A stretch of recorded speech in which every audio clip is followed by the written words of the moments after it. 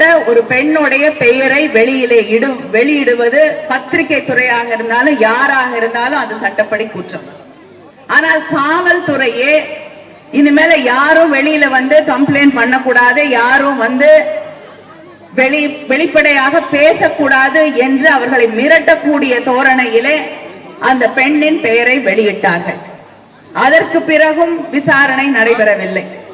யாரும் வந்து பேசிடக்கூடாது, யாரும் வந்து காவல்துறையிடம் புகார் அளித்து விடக்கூடாது என்று அவர்கள் காட்டிய அக்கறை எப்படிப்பட்டது என்று உங்களுக்கு தெரியும். அந்த கம்ப்ளைண்ட் கொடுத்த பொண்ணுடைய சகோதரர் தாக்கப்பட்டார், யாரும் வாயை திறக்க கூடாது என்று மிரட்டப்பட்டார்கள்.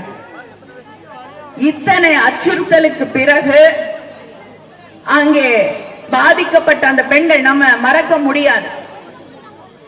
சோசியல் மீடியால பார்த்தோம் எந்த அளவுக்கு அந்த பெண்கள் கெஞ்சிக் கொண்டிருக்கிறார்கள். வழியில நடந்து போகக்கூடிய பெண்ணை வழிமறித்து வண்டியில ஏத்தி அவரை புகைப்படங்கள் எடுத்து கழுத்தில் இருக்கக்கூடிய சங்கிலியை பறித்து தொடர்ந்து மிரட்டக்கூடிய ஒரு சூழல். அது வெளியிலேயும் சொல்ல முடியாம இந்த சமூக கேடுகெட்டு இருக்கக்கூடிய இந்த சமூகத்துடைய நிலை, பெண்கள் தாங்கள் பாதிக்கப்பட்டா கூட அதை வெளியில சொல்ல முடியாத தவிக்கக்கூடிய ஒரு நிலையில அந்த பெண் எதை வெளியில சொல்றது என்ன பண்றது என்று தவித்த அந்த பெண் கடைசியிலே தைரியமாக வந்து தனக்கு நடந்த கொடுமையை வெளியிடுகிறார். தொடர்ந்து மிரட்டிட்டு இருக்காங்க, பணம் பறித்துக் கொண்டிருக்கிறார்கள், அந்த குடும்பங்களை மிரட்டி கொண்டிருக்கிறார்கள், பணம் பறித்துக் கொண்டிருக்கிறார்கள். சில பேர் சொல்றாங்க இதை நாங்க அரசியல் ஆக்குகிறோம் என்று. யாருக்கும் இதை அரசியல் ஆக்க வேண்டும் என்ற விருப்பம் இல்லை. ஆனால் அரசியல் ஆன பிறகுதான் அரசாங்கம் நடவடிக்கை எடுக்கும் என்றால் நாம் என்ன செய்ய முடியும்? பெண்களுக்கு பாதுகாப்பு முக்கியம் என்பது உண்மை.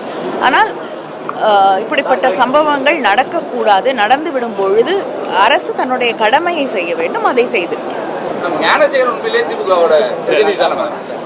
கைது செய்யப்பட்ட ஞானசேகரன் உண்மைக்கு திமுகவோட பிரதிநிதி தானா?